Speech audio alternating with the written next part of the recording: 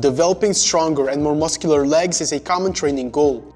Building up your leg muscles requires you to train the different leg regions with the right exercises and also train your lower body with enough volume.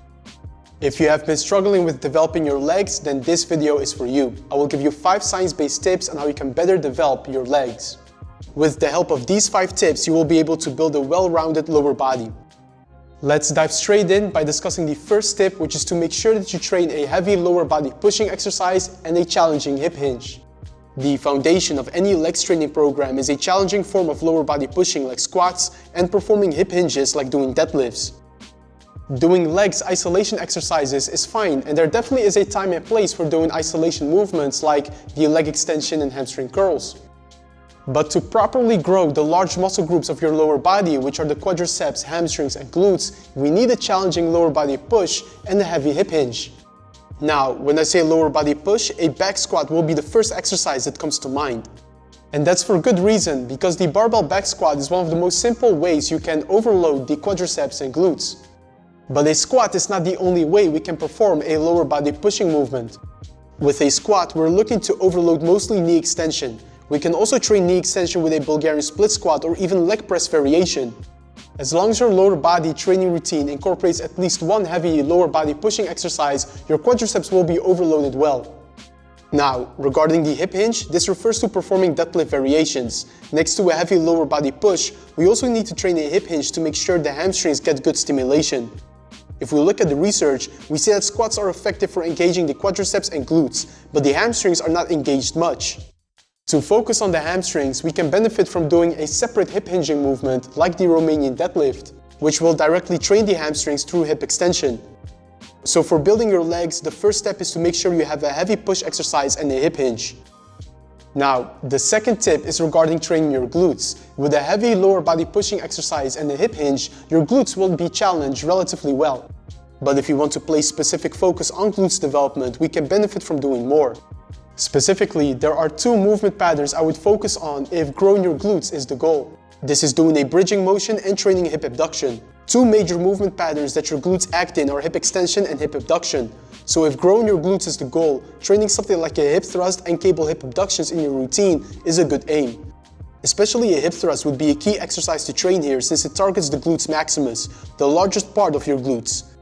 Training hip abduction will help you target the side glutes known as the glute medius. Research shows that the glute medius also plays an important role in knee stabilization. So if you're struggling with keeping a stable knee positioning during squats, then training hip abduction will be especially beneficial to you. The third tip is to also incorporate some legs isolation exercises in your routine for the quadriceps, and specifically doing leg extension seems to be beneficial for overall quadricep development. Recent research shows that the back squat is great for training the vastus lateralis head of the quadriceps. But the midsection of your quads, also known as the rectus femoris, is targeted less effectively. This region is better targeted by doing leg extensions. So if you want to have balanced quadriceps development, then definitely consider adding a leg extension pattern to your routine. If you control your form on the leg extensions and use weights you can control, this exercise should be safe to perform for individuals with no pre-existing knee issues.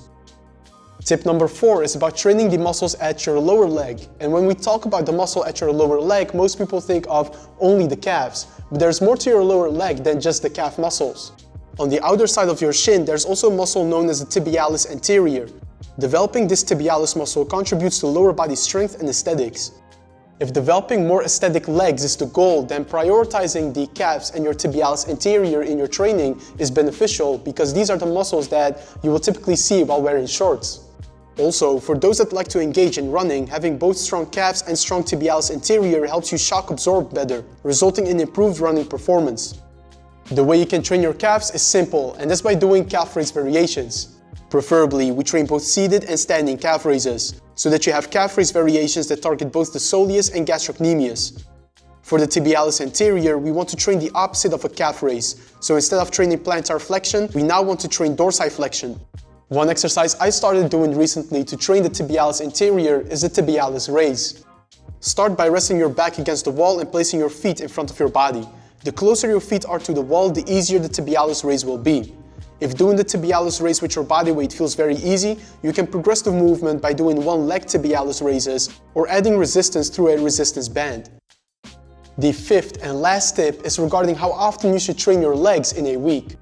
In the first 4 tips, we discussed quite a few leg exercises. Can you now imagine if you had to fit all of those leg movements into one leg training session? That would be quite a long workout. Not to mention that it does not leave space for other leg exercises you may want to perform, like a hamstring curl if you also want to focus on building up your hamstrings more. This is why I suggest that most people divide their legs training volume over 2 to 3 training sessions per week. Instead of having one very long leg workout, have 2 more efficient leg sessions, or divide your legs volume over several full body days. From the research, we know that training every major muscle group with about 10 to 20 sets per week is going to be effective for muscle growth. To reach this level of volume in your legs workouts, it makes sense to have a more distributed approach when it comes to your legs training.